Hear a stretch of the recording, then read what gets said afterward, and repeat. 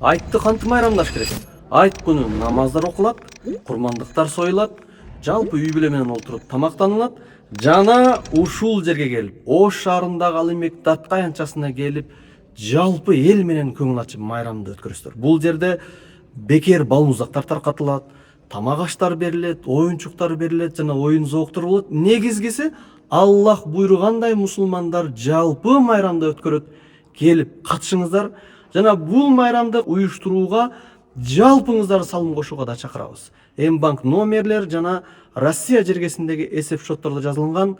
Бул майрамды уюштуруу ар бирибиздин милдетибиз. Аллах Таала ыйык Куранда "Ва ман юаззим шааирилла фа иннаху мин тақвал кулуб".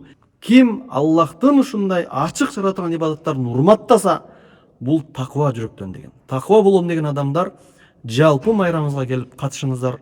Аллах Таала барыңыздардын келаткан Курман айт майрамыңыздарды берекелүү жана куттуу кылсын. Ассаламу алейкум ва рахматуллахи ва баракатух.